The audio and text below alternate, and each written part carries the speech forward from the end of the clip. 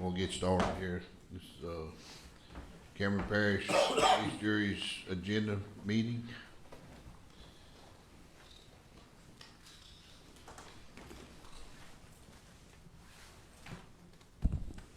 Monday, November 3rd, 2025. We'll get started with the pledge of allegiance and a prayer.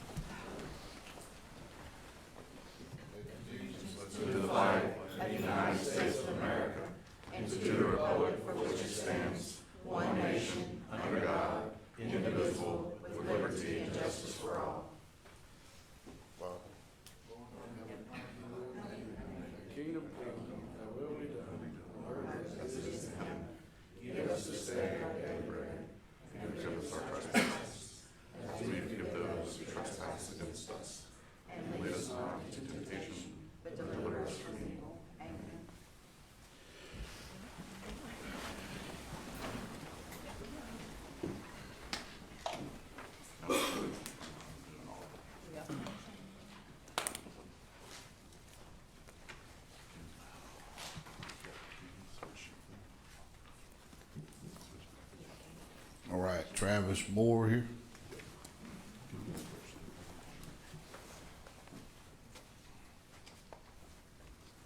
Good morning. My name is Travis Moore. I'm a project manager at CPRA. I'm here to update you today on two active projects we have down here in Cameron Parish. So first off, I want to say thank you to your staff. Kara and Katie have been instrumental in, thank you, in helping us today, hosting meetings here, working with some of the landowners, working with the contractors. It's been a great resource to come here in Cameron Parish, as well as Kim Monty from the port. All of them have been great resources. So first up, I'm going to update you on this shoreline project, ME38. Sure. I don't mind doing it. Sure. All right. Next. This is a shoreline protection project, $10.8 million, 32 breakwaters at Little Florida, Rutherford, and Long Beach. So this is something that obviously we've been continually partners with you guys on building breakwaters out in the Gulf, and it is underway now, starting at the Little Florida project. So if you go to the next one. To start off the project, we did do some modeling and analysis, looking at the longshore sediment transportation of the sand and sediment moving along your coast, looking at some of the previous projects, and then modeled what the effects of segmented breakwaters or continuous breakwaters would have in front of the areas that have the residents there at Long Beach. So go to the next one. So this is the first section at Rutherford Beach for pretty much continuous breakwaters with the fish gaps. This is similar to what's been done at the Rockefeller Refuge area with those breakwaters. Next. Long Beach. This is looking to the east, to the west. The next one. And then this is the Little Florida area. You can see the purple, pink are ones that are already installed. The yellow are some additional ones that we got worked in towards the end of design. And then the blue moving to the east and then you go to the next slide, you can see the stretch of segmented breakwaters that kind of work that way. This project is, again, underway now. The first breakwater is under construction. They're light loading from the ship channel and then working the material in when the weather's available for them to work out there in the Gulf. So the quick schedule update, looking at the work that's been completed to date, and then that this is scheduled to wrap up middle, let's say first, second quarter. Again, that's when the contract ends with the weather and light loading conditions that could go a little further, but that's the current schedule to date. So any questions on this project first before I move on to the next one? I have a question. Sure. How far east is the expected project to finish? How far east am I expected to finish? So if you go back to the last slide, I mean the Rockefeller section, Yep, got it, got it. Let me go back to the last slide. Yep.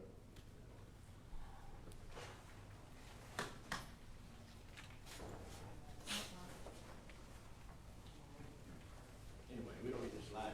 My question was, we're not gonna make it all the way back to the, where the road gets close to the Gulf. No, We are pushing that project pretty hard coming on because that section of the road is exposed pretty hard. no doubt. I'm just curious how far east this one is going to go. Yeah, obviously that road's in trouble and could use this project that way. I'm gonna say that under the direction of the parish, this, to explain our role as well, this is surplus funds that came out from the state. So in this scenario, we're more of a pass-through in the banker and some technical oversight. Other than that, it's been the parish and Finstermaker as far as the actual design decisions, and I think the decision would have been to protect the residents first. And so then, future projects move in to help the infrastructure of the road.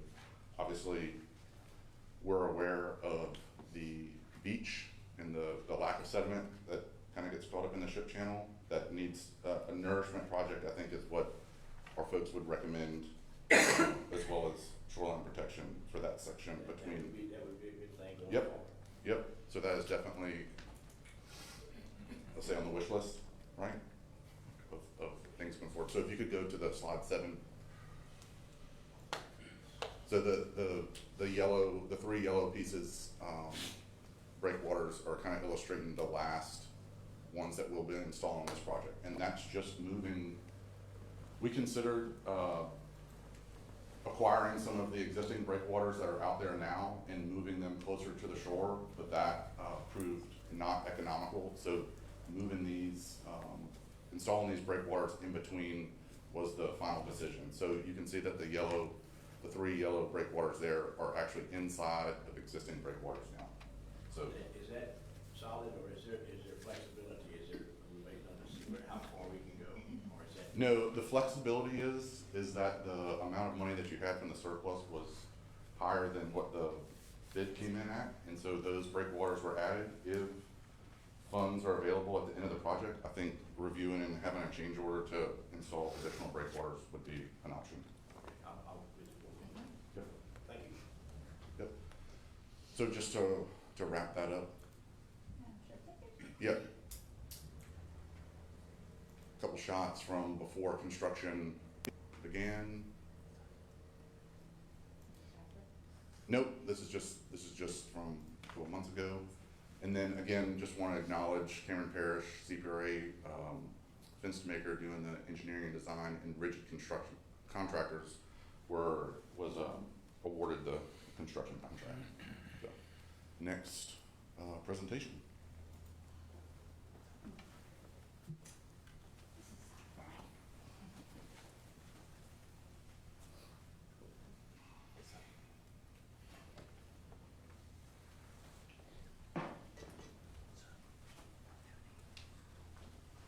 All right, I believe I came almost a year ago and presented this project to you guys as well, but this is the No Name Bayou Marsh Creation Project, CS78. You can go to the next slide, please. This project's located in the corner of the lake down there on to the west side, starting about halfway into T-Boy McCall's property and to the Wildlife Refuge. This is a QIPRA funded project, so this is the conglomerate of several federal agencies that do 2 to 3 construction projects a year. This one has been in design for over 10 years. It was examining a couple different spots, the lake, the channel, offshore, for availability of sediment. It's a $28 million project, and it was a $14 million construction contract awarded over a year ago. 466 acres of marsh. Next. The borrow source is the second half of what was CS54, which was a project that fed a project to the east. So only used half of that borrow source. So we're utilizing the second half of it. Another reason that I'm here today is that we intend on, this project should have started a year ago. There was discovery of a couple exposed pipelines. So safety decision was made not to bring the dredge across the lake until that was confirmed and a better solution was acquired. That solution has been acquired. We've moved the access channel to the north. That's the east-west arrow coming from the ship channel to the top of the blue polygon, center middle. So the dredge will be coming across. Our anticipation and current plan today is that occurs in 30 days. So that notice to mariners will be coming out soon, and folks will be seeing that at the boat ramps, seeing it on several places that it's posted. So that channel and activity, the boats will be coming across that east to west line, be dredging again in that blue box, and then the sediment pipeline, which will be on the bottom of the lake, will be moving south and then coming across your levee canal there to the project site. So the top blue box up there, more toward the north, that's where the dredging is gonna take place? That's correct. And the spoils, okay, That's correct. The spoil will be placed in the second blue box to the south. yes, sir. Yep. Next slide. This is a little closer examination of, you can see the topography of the original borrow site to the right that is now been used. Moving over here to the left, avoiding a couple, the pipelines coming across the lake, as well as some of the wellheads that are still at the bottom of the lake. So avoiding that infrastructure. Again, we will be acquiring roughly 5.5 million cubic yards of material from this site, pumping it into the marsh. Next. This is a kind of a cross section looking at some of the matting that'll be placed to get the pipe over the levee, making that transition when it daylights and is not at the bottom of the lake. Next. This is a kind of a look at the layout of the marsh cells. Our current plan is we've got the project divided into 3 cells. MCA 1 to the west will start pumping first. That will fill up and will be dewatering through the next cell to the next cell, and then the clean water, the clear water that eventually dewaters the project is currently planned to dewater to the east, north and east. So as one side fills, this is a method that we've been successful with on several other projects across the state for years, is filling up one cell, letting that mud and dirty water go into the next one, settling out, moving on to the next one, and pumping it kind of slower, and then letting it dewater with the clean water. Will they be having dewatering boxes, or it's just gonna be a spot on the Yep. levee where it overflows at? Nope, we're gonna have boxes, multiple boxes. That's gonna depend on where the contractor puts them, but the last discussion was 7 to 9 boxes across that side. It is dewatering into we have a shared drainage path with the current project, the LNG to our neighbors, right? And their activity and methods are a little different than ours, but we obviously have been working together with them on their project, their timeline. Are y'all gonna be using the same conveyance channel, so to speak, that shows on their permit for the dewatering runoff to go through, or is it gonna be in a different The area? current plan is yes, and open. There's a couple variables we could use that would not, but they're exiting that area and will not be active in that area when we're dewatering, as the current plan sits. Okay. I think the question was, are you planning on using it for your project? Yes. So Water gonna exit in the same spot? yes. Yep. So roughly, if you were to look at this polygon and do an offset of 300 feet around the perimeter of our project, that is a planned drainage way from our another project, CS 87. If you go down, skip a couple slides, please. Come on down. Going down some more. Some more. The last slide. So this is an overview of CS 87, a global project for kind of this entire basin. If If you're familiar with that, it's planned several lake rim drainage structures and it's modeled this entire watershed of how it should drain, right? And so there's several areas that, this one's lit up with the blue in the middle there, but you can kind of see some dark lines in between what we call the LNG focus area, that the borders of those projects are drainage ways to drain your parish, north, south, east, west, towards the lake, right? And so one of those conveyance channels is the border between No Name and the LNG project. So that area obviously had some unanticipated additional sediment.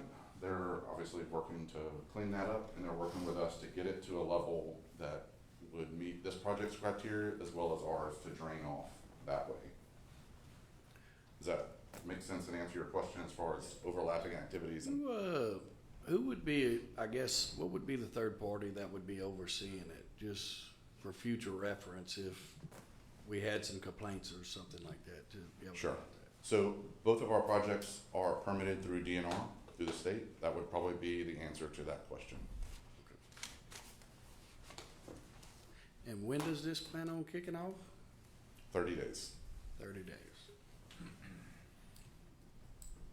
Dang. So it has been confirmed that them conveyance channels are gonna be ready to flow in 30 days? We're in continuous conversations with them. They are making their first, let's say, design decisions on how to do that and the ability to get that ready in time. Could it change? This project has changed every week. So, Yeah, I just know two of us was on an airboat not too long ago, and them canals didn't look nowhere near ready to flow on, but. well, Sure. the issue is that the whole conveyance channel that's supposed to have been dewatering, without getting too much into detail with it, there's a lot of sediment there, and if you got other water flowing out of y'all's project, in my opinion, it's gonna move the sediment back into the canal or whatever else. And, it's only 'cause I've personally been on site looking at it firsthand. That would just try to think outside of the box to I guess further stop. But of course, we don't want to hold up a project or anything. Yep. But we just wanted to have the best mindset for Cameron Parish, at the front of everything. So that would just be my concern. Absolutely. I don't want to speak on their behalf. Obviously, we're aware of the issues. Our engineers have been working with theirs and anticipate all the questions that you're thinking about. I guess I would just like to point towards the last 8 years of our history of pumping projects into Cameron Parish, that we're not in favor of blowouts, right? We don't want to lose sediment. We've got a couple years of history of being able to contain it, and so I guess what I'm starting with, if you could go back to the Yeah, I think Slides. historically, y'all do a pretty good job at the dredging, and that's just with the stuff that popped up. Yep. Just like I know I was talking with some people, I mean, y'all threw y'all's levees up years ago for them to settle and get ready, so, I just wanna make that known, that I do believe that y'all have way more experience, or so to speak, or a better, I guess, way of getting the end result, but, just want to clarify that with all the other stuff going on, it's we very mindful and gonna pay close attention to it and maybe work with Understood. Sarah, And it's the sensitivity of this project and other activities in the area is another reason why I'm here today, to make sure that everyone's aware, everyone knows it's coming, it's not a surprise, and that our activities our current planned activities are kind of separated from their activities, but we're all, the end goal, we're all working together to try and make Cameron a better place, right? Yes, sir. And to reverse the open water that's taken over on this side of the lake into your parish.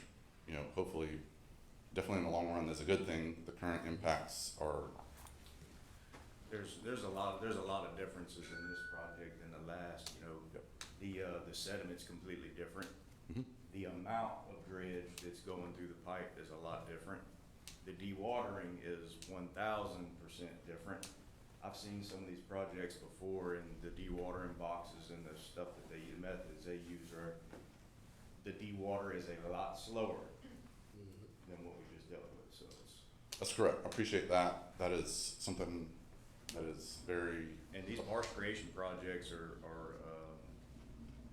you know, they're good for us. Of course, we don't wanna fill in the entire marsh, but these creation projects do help a lot. Yep. Especially with our watershed and the Creel watershed. yep, so again, I this, do have a question. Sure. When you start talking about putting the discharge or the, you know, dredge material in a spot, who really sets that? But is that DNR that sets those, or? no, so our project was designed as such. We're, again, filling in to the left, letting it go from, you know, a sediment slurry to chocolate milk to skim milk to clear, okay? And so the plan was discharging to this side. Again, this project was designed to be built and constructed before the LNG activity happened. Yeah. They beat us out here, so, fine. To dewater on this side, the way we typically would dewater, again, several spots on the east side, was going into a broken filtered marsh on the refuge. So any sort of sediment plume would, in our previous projects, would fall out amongst that vegetation, right? So we're talking about, if you go from the slurry of sand to organics to particulate to just finite, let's say floaties, right, in the water, is that it would be down to floaties just coming out into the marsh grass, right? So their discharge was a little heavier, right, with actual sediment. So we designed that. No one's kind of got oversight. DNR does that permitting process. Obviously that goes through several federal regulatory agencies. I would point out that because this is a QIPR project, they assign one federal agency to each of the projects. Our federal partner on this project is NOAA, someone that cares very much about water clarity, cares very much about the estuaries, the fish, the oysters, the shrimp. So we have to make decisions with them hand in hand going for the project. So I can promise you, with the permit process we have to do through the federal regulatory agencies and NOAA being that lead, this project was not designed to have consequences. Yeah, I think I was more or less talking about, just say if I started a dredge project today, who dictates where that dredge material goes? Like what regulatory agency? Because naturally, we all know the elephant in the room. I'm just saying, as being local leaders and the voice of we the people, where can we have a proactive involvement rather than a reactive involvement? That process would be the permit process through DNR OCM, right? So we review those projects. I think that's something that could be done better in the future maybe, right? But The reason I'm asking, because I know an upcoming project that's heading to this formation too, but by local experience and conversations, I think that it could head right to the coastline that Sonny's talking about right here. So I think that, you know, that's the kind of things we need to be challenging ourselves to critically think rather than trying to scoop material across the ship channel. Well, these projects too, Michael, they contribute to the Creole watershed project with those drainage pipes. So that's what he was talking about, diverting runoff and that through that next project coming. So this is all kind of stair step. Oh, and I understand I understand your project and everything about your project. I'm talking about future projects to come, whether you're cutting a canal for an LNG project or any of the above. Where as local government can we get involved and discuss with those folks, you know? sure, absolutely. I mean, usually local government is involved in that permitting process. I mean, y'all were definitely part of that permit. So I think the application and the first round of review, that's your area for sure.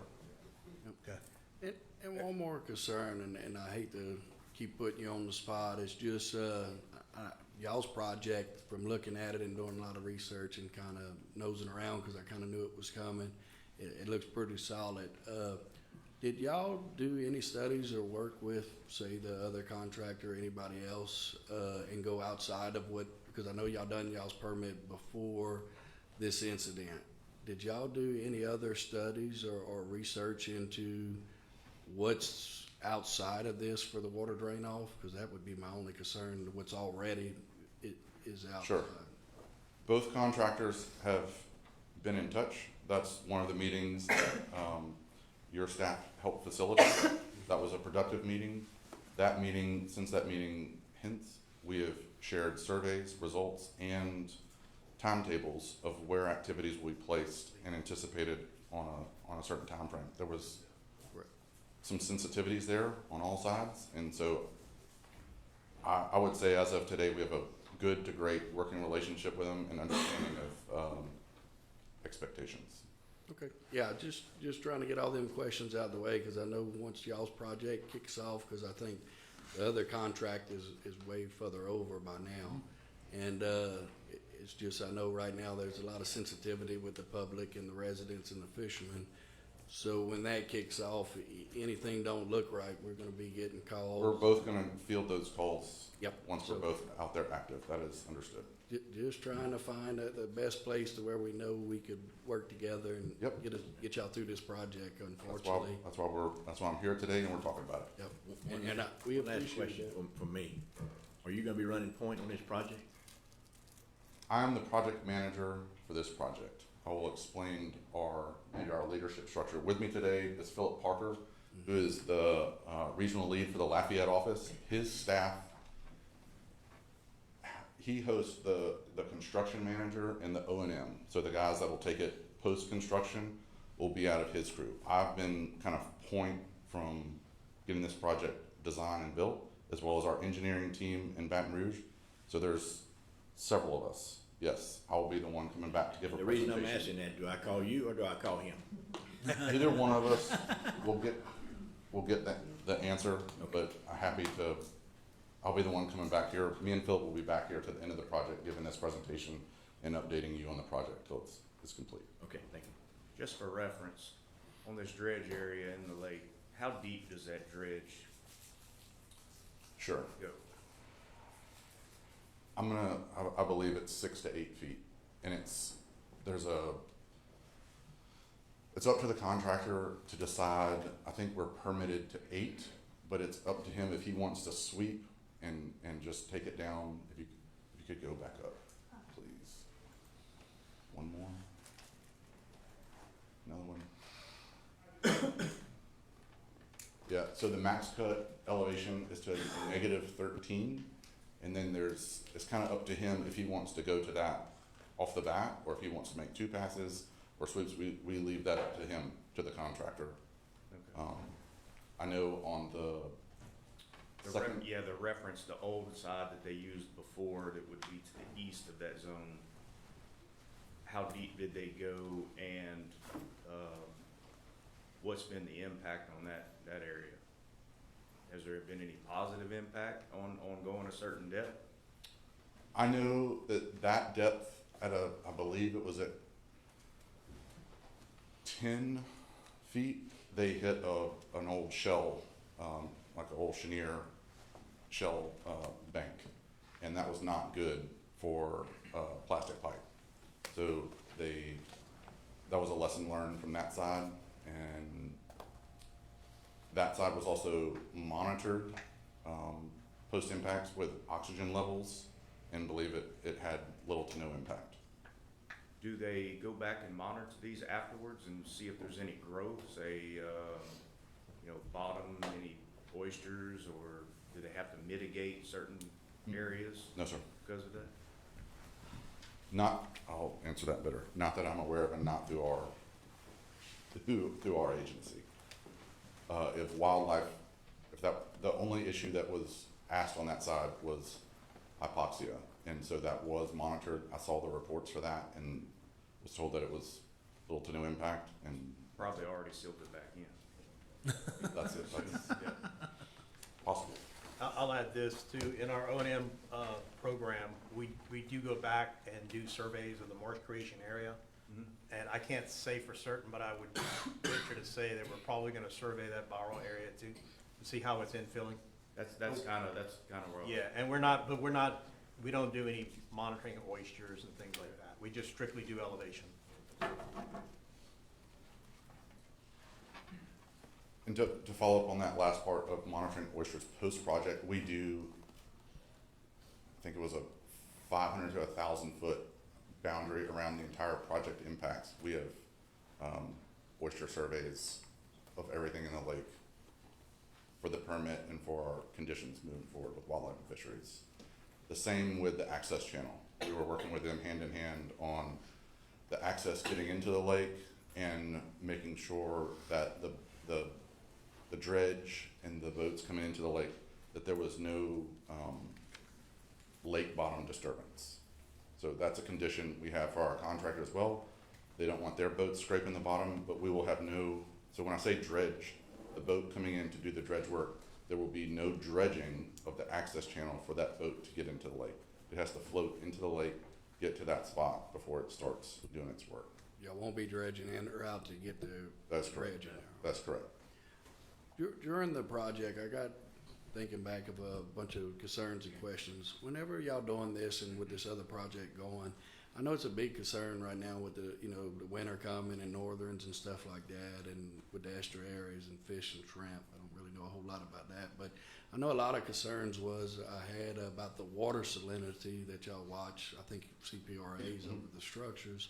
And when they get high, y'all close the boat bays and stuff like that. Being we're pumping or the contractors are pumping high salinity in there, are y'all looking to leave them open throughout the projects? Or if it does get high, y'all close them due to that fact? I can kind of speak to that. Those structures are operated out of our office that, and our monitoring folks, they do monitor salinity, they do monitor water levels. They use these cool fronts as a draining opportunity. And they are seeing, and look, I'm not an expert like they are, but they are seeing high salinities in there. And the lake is high, the Gulf is high, so there's not a whole lot of drainage, just a lot of recirculation of water. I think they try to maintain those structures open, except for No Name. We're not opening No Name anytime soon. But those other structures, they try to maintain them in the open position as much as they can. I'd have to bring our monitoring folks to be able to explain all the details. But they do use these cool fronts to get some drainage out of the marsh. And one other thing, we have been in contact with Venture Global. We monitor this by satellite.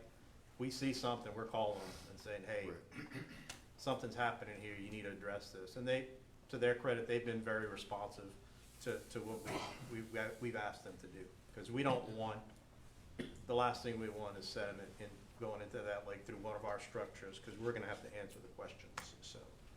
And of course, they're very aware of it too, so. Yeah. Well, the thing was, and with monitoring and all that through the years, because I'll go cast net and stuff, they do, CPRA does an excellent job, Yeah. but, you know, I think twice already I got called about the high salinity and supposedly the boat bay didn't get shut, but they're pumping high salinity. Yeah, that's a tough situation And to if they manage. shut it, it just allows most of the volume to back up in the marshes, and the whole goal is to try to keep it, you know, somewhat brackish or on the lower side.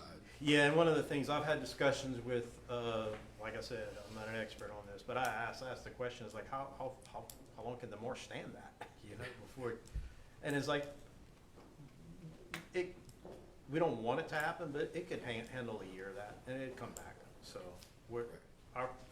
believe me, our folks are experts on that, and some of you guys probably have phone numbers that talked to them before, you know, Correct. about those structures and things like that. So we're on top of it, we really are. No, correct. It's definitely pick up the phone and call CPRA. It's Yeah. one to work a relationship. Yeah. It's just, And I it's think fun. y'all's project is just a bad time. Yeah, it is, Everything it is. But, and, you know, we're sensitive to the shrimpers and all that stuff. Yes, sir. But we have a plan, we have a job to do to get, you know, to drain those marshes when we get the opportunity. So, and the winter time seems to be the best time. So, work, again, monitoring what Venture Global is doing, looking at what's going through that barrel channel along the, lake rim, making sure that, you know, when we need to open those structures, we're gonna open them. So, we need clean water coming out of there. Yep.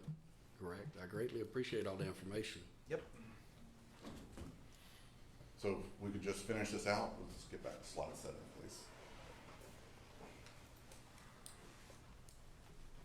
So our current schedule is this, the dredge plans to arrive again in 30 days. Some of our folks are doing pre-construction surveys now, kind of preparing for the arrival of the dredge.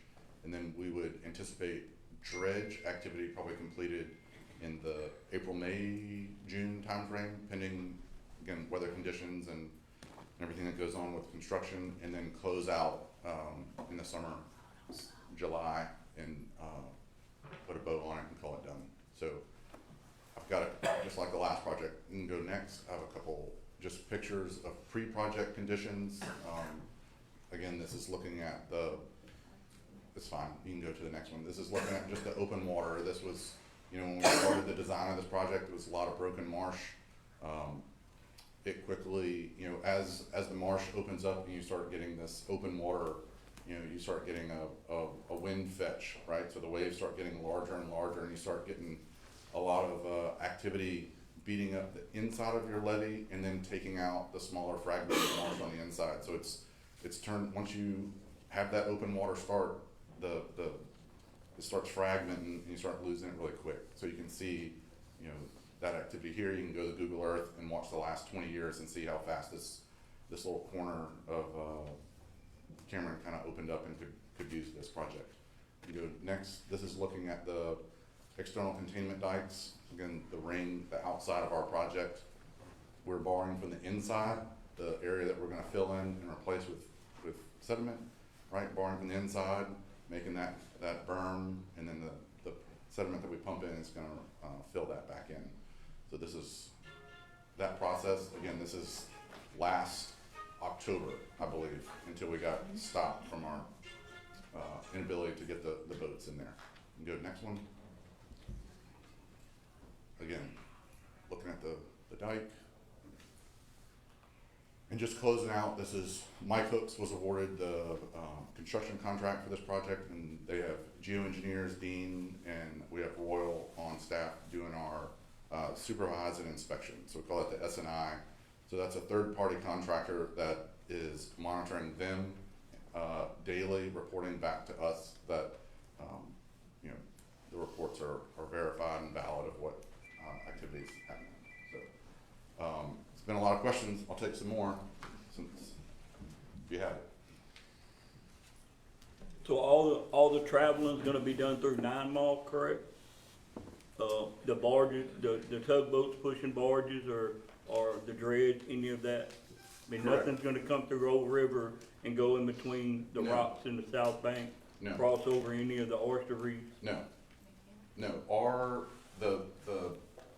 The corridor that I illustrated there in the beginning, they are regulated to stay in that. Any deviance from there is a fine. How long should this take? Again, they'll be accessing in 30 days. I believe the major boat activity should be wrapped up in April. So about the whole oyster season it should last? As far as activity coming in, I would say the front end and back end would be your major activity. Coming in with light loaded barges with pipe, the dredge boat, that gets in there, gets in place, starts working. The only boats then that are crossing that point would be supply vessels, right? So Will the dredge pipe gonna go from the dredge pipe to the site?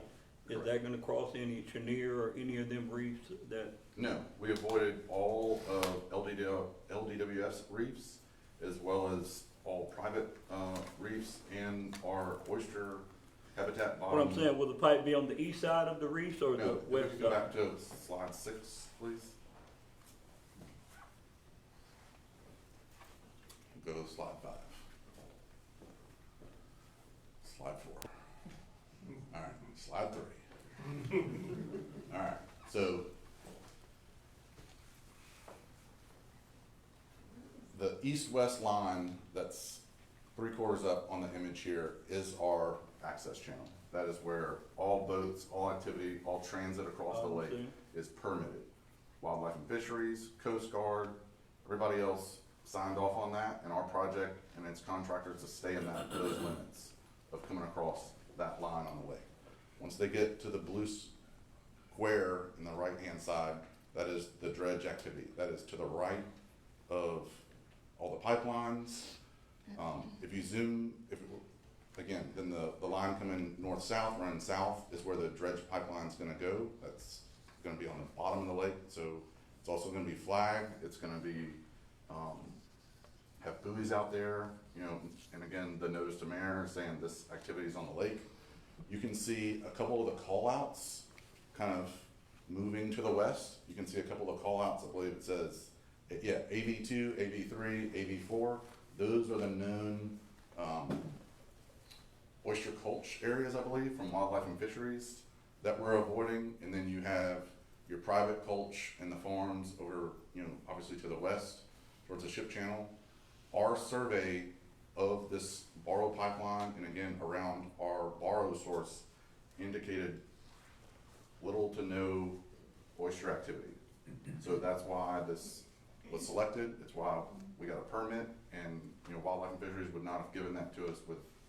I'm just saying your pipe's gonna come straight to the bank and then it's gonna go down the bank, correct? It's on the inside. It's on the inside, so it crosses. I mean, I know, but I'm saying it's coming straight and gonna go over Correct. and go down the bank. Correct.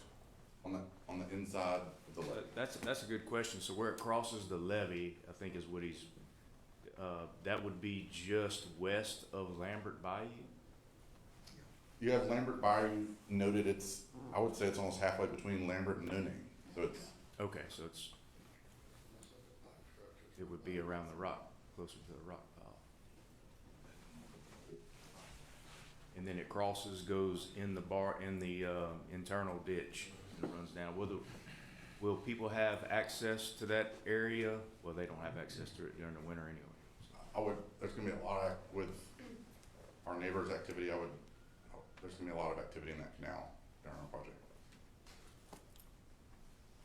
Around more towards where they're at, where they're cleaning up, and then where we turn in. I mean, that pipe shouldn't affect the transit, but their second phase is around that area as well, so. So all the boat activity and internal activity in the marsh is gonna come from around T-Boys area, or they won't be accessing it through the lake, they'll be coming through the marsh, correct? What activity? Boat activity, airboat activity that'll be coming from. Sure, so we have an agreement with T-Boy, so I believe, to answer that question correctly, the airboat activity, the survey crews, all the equipment doing the actual work is coming from T-Boys, and then the second half, the marine component of the dredge activity will be confined to the lake and coming back and forth, again, that east-west channel, maintaining the dredge and the pipe coming down, and then I would not anticipate airboats. I'd see it as two separate projects, your land base and your marine water base out there. So where's the marine coming in from? All the marine activity is confined to the line going east-west across the top to the blue dredge cell, and then to the north-south corridor of where the pipe goes from the dredge activity to the lake rim. So it's confined to that. I was just text a question. Your pictures that you have, that's before the stuff going on out there at No Name? Yes, sir. That was in October of last year. So we built the dikes and we're ready to start dredging and building this last November. Okay. The discovery of a pipeline that was a little too close to the top, that we were comfortable with the boats crossing, stopped that activity then, and we've been working to find a couple different remedies to now. Okay. As well as the contractor, you can imagine that they pivoted and moved the dredge boat, which happened to move to another project of ours over in Lake Bourne on the other side of the state. That project, and once they've set up there, you know, it's kind of also been the bookends of, they've just wrapped that up. So now this is the next project on deck. I want to add one thing too. The coordination between No Name and the Venture Global activities was purposeful. The reason they're coming back in December instead of earlier because originally they were scheduled to come back in mid-October, early October. But we had a meeting here with Venture Global, our contractor, just listening to that coordination and Venture Global's schedule. Mike Cook was like, look, we would rather come back when they're done. And we agreed with him. You know, we'd rather you come back when they're done. So that's why it's mid-December that we're coming back in. And like Travis said, we had some issues with the gas pipeline. They're the ones who told us, hey, don't cross our pipeline. So we had to scramble and figure out another way to get in. And we've finally gotten there. It's taken us a while, but we're there. So Thank you. you're welcome. Any more questions? And I'll offer this, we'll stick around to the end of the meeting. If there's questions that we want to discuss later, happy to stick around and do that as well for anyone in the audience as well. Thank you. Yeah, Katie, if you wouldn't mind, I'd really like to schedule a meeting in the very near future, maybe with the other contractors, so to speak, and stuff, and maybe revisit with the committee and get more of an update on that. Just knowing this coming and see where everybody's at, if that's doable. And Travis, Yes. these slides you have, do you think we could get something sent to us? Do you have any of that, Kara?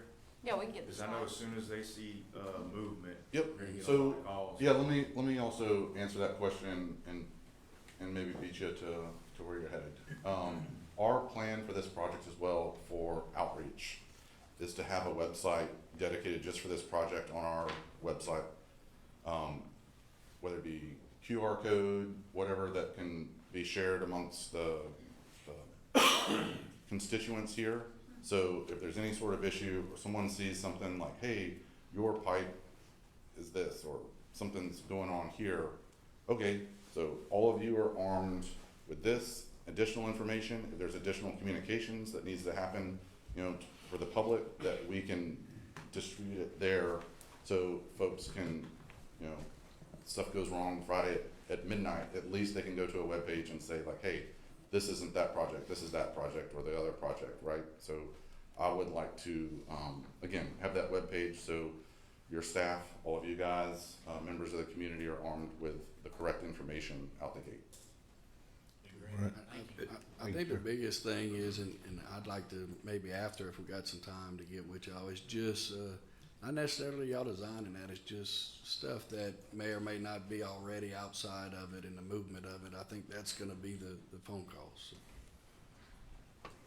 Understand and anticipate that question. greatly appreciate it. All right. We'll take Mr. Bowe.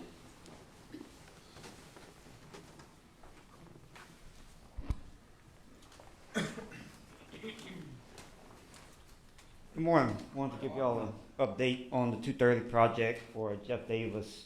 We're happy to say we are off of generators at Michigan, Wisconsin, and Grand Chenier. We should be getting off of the generators November 12th at Fulton, and then November 19th at Johnson Bayou. So everything would be under the 230 kilovolt power at that point. Talked to the contractor this morning, and everything seems in line. Substation should be ready for the 12th and the 19th, so we're doing good there. We're done with all transmission line construction on the east side of the ship channel. We still have some distribution taps that we need to do. We still have two substations that we're working on, the Manchester substation and the Sturley substation. So when those are done, we'll have to take another outage to get those on the 230. What we did was we just bypassed them for the time being. But we'll put out a 2-week notice when that's going to happen. That'll probably be after the first of the year. On the west side of the ship channel, we're pretty much got all of our poles from Holly Beach all the way to Hackberry, and we're working on the final Crown substation right now. We're above ground, we've got all our rock, and we're about to start with foundation work at that substation. We anticipate probably being done with everything probably by about June of next year. You'll still see some work on this side. There's still a lot of wood poles from the old transmission line that need to come out. But that's about where we're at. Thank you. Mr. Bowe, Any questions? when would the cleanup crew be coming around, say in the Creo area and that? They've been working around. If you got some specific issues, give me a call. We can get with them. But they're steadily moving mats, and when they're moving the mats, you know, they're supposed to be picking up the trash. We've had several issues, and we've sent them back out. But there's still poles that need to be pulled out of the ground, and when they're pulling up the wooden poles, they're picking up all of the trash as well. Yeah, because I know around my district, there's a lot of poles they left, a lot of 4x4s, a lot of mats that been getting clogged in culverts and stopping drainage. and Okay. stuff. So that's Yeah. why I was curious. Yep, we Dom and D's doing all of that work, and we send them out every time we get calls. We're coordinating with DOTD as well. They've been on the project, and they let us know anytime they have issues also. Okay. So That'll work. it's definitely an ongoing process. Yes, sir. That's a good point, Bo, what he's saying, because they're leaving chunks of wood and stuff, and that can get picked up by our bush hog and thrown into, you know, I know it's being particular, but it's a safety concern, is Yep. what it is. Okay. I followed up this morning with what you had, and I sent you some pictures as well. What about the turnbuckles and the anchors? Are they pulling them up or are they cutting them off? No, they're gonna pull them up. Okay. No, they're not cutting anything off. The poles are coming out of the ground. The anchors are gonna come out of the ground. Everything's gonna come out. Good deal. All right. Thank y'all. Thank you, Appreciate Mr. it. Bo. All right, health unit, elevation discussion. So we received one proposal for elevating the health unit. It is for consideration at the voting meeting, agenda item 22. Mary will read out the contractors at that meeting. I just wanted to take any questions. I don't think there are any. We've talked about this for a few months now. And so I think we're finally ready to move forward. This is a project that is funded at 100%. And also, I don't know if we received the money back or not, or got it from FEMA, but the health unit does have their own fund to cover it till we get reimbursed. Correct. Just to clarify. Yes. And this also, it's not just a health unit, it also would be an office for the coroner that we're required to have. Correct. Okay.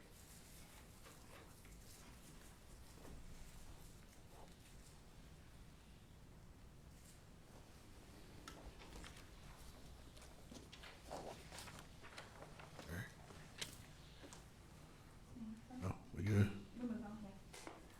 All right. Review of the voting agenda.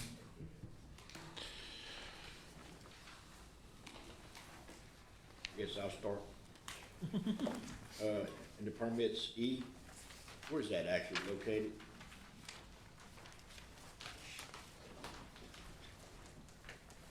It's actually on the east side of Sabine River, south of the intercoastal. Not far from the intercoastal. Okay, is this just normal barge traffic or is this specific traffic that they're gonna anchor there or tie up there? I think the landowner was reached out to several different companies and they're needing more barge fleeting facilities. And so, this was the site that the landowner has chosen to pursue, and there's actually 3 sites. Okay. And it's not gonna impede navigation. The area that they selected is pretty wide for them to have these monopiles. So it's they're actually steel concrete filled tubes. So it's not like the clusters that you normally see. I'm sure that the Corps of Engineers is on top of that, so. Oh, yes, sir. And also, while I'm up here, agenda item 9, there's a change order 2. It's the Mermentau Basin Inundation Relief Project. It's the element 3 component, channel improvements. They're requesting a time extension of 90 days due to DOTD is overlaying Highway 82. So they don't want any contractors working within the right-of-way, so we got to wait on DOTD's blessing to pursue, to finish the contract. So they're asking for a 90-day extension. What about, Chair, what about, permit B? B, that is, he's wanting to remove some trees, and they're gonna mulch down. It's an easier way to not mess up the soil and to uproot the trees. And if there's any wetland impacts within that facility, mulching is the best Sure. practice. So that's what he's proposing to do. He needs a. Mulch them down to put cattle or forming baling of hay, he says. Does he need a permit? Yes, he has to apply for a coastal use permit. Okay. Yep. Anything else? Yeah, on C, that's just debris removal and stuff. I guess one of the. Yeah, that's some well pads they had there. So yeah, they're removing them structures. It's actually in Crab Lake gas field, they call it. It's all on the Miller property. Yeah, they peeing in any wells, or it's just No, just removing Okay. of the debris. Yeah.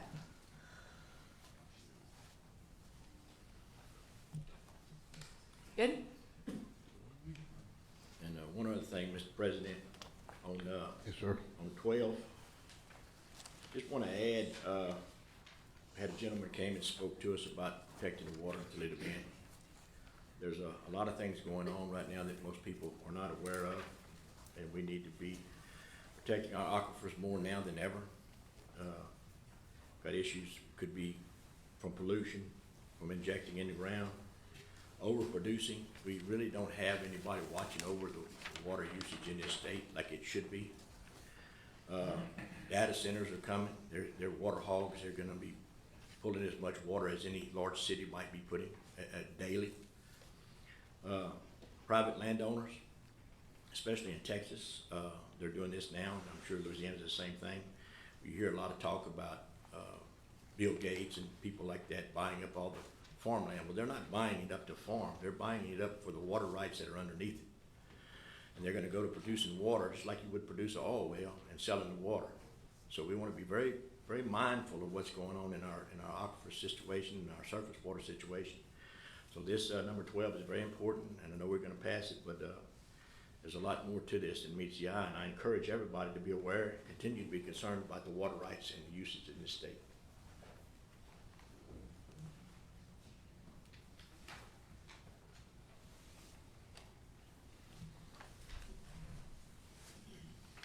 Uh, 13, Katie.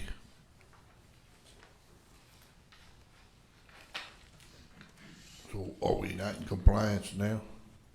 No, sir, we are. This is just a state-funded program.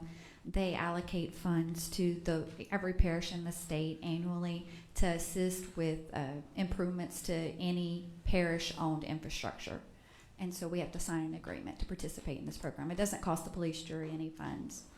We typically get enough money from the state over about a 7 to 8 year period to go and repair some of our parish-owned bridges. I believe the last one we did was Little Chenier Bridge a few years ago.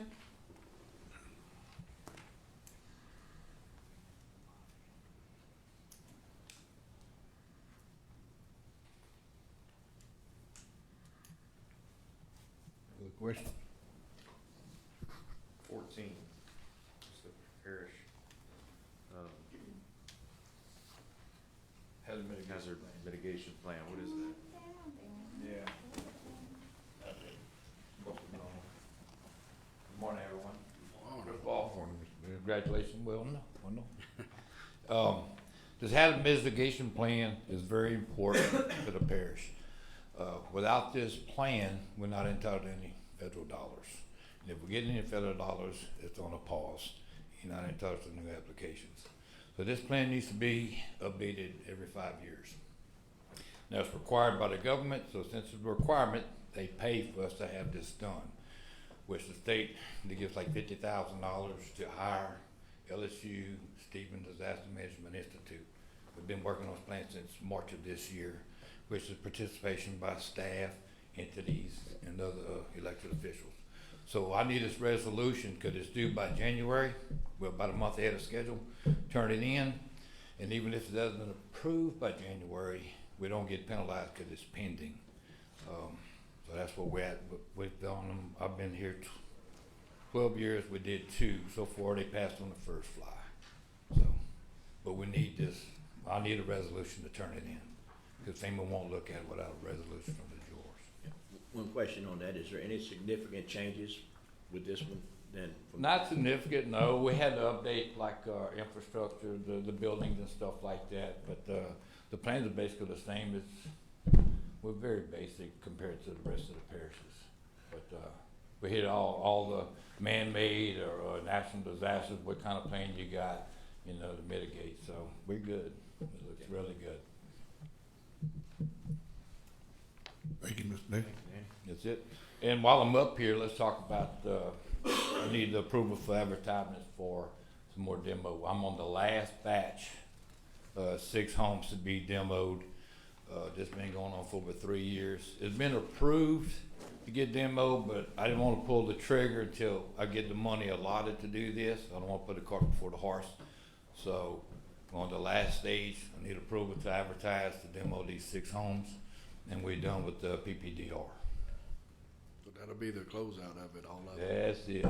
So we was at the final stage under the Biden administration, and the money went in the queue, then Trump took over, he paused everything, so it took him about another 9 months to do the Doge, and we passed the flying colors, so we gonna get the money. So, we good. Right. Anything else? Thank you. Mr. President, we're gonna have 2 add-ons for appointments. Ms. Samantha Little Henry resigned from the library board, so we're gonna appoint someone in her place. And Ms. Tamara Belding passed away, so we're gonna need to appoint somebody to her open seat on the Johnson Bayou Rec Board.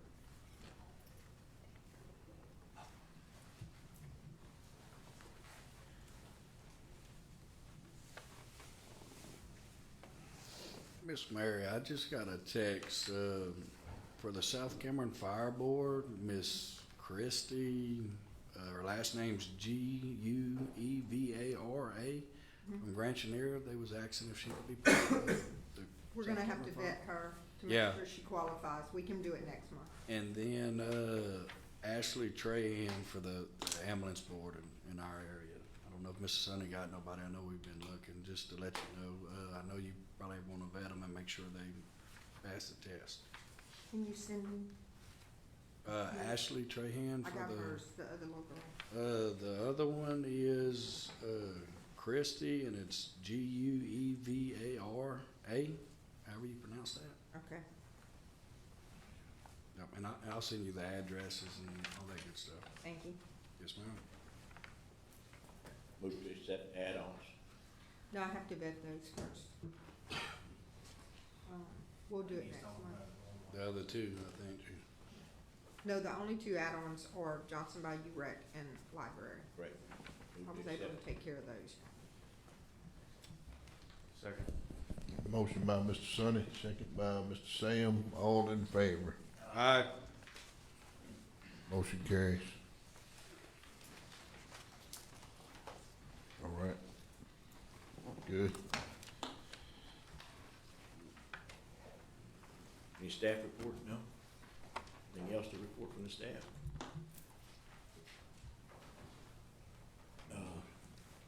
I guess we'll talk about the policy changes at the voting meeting.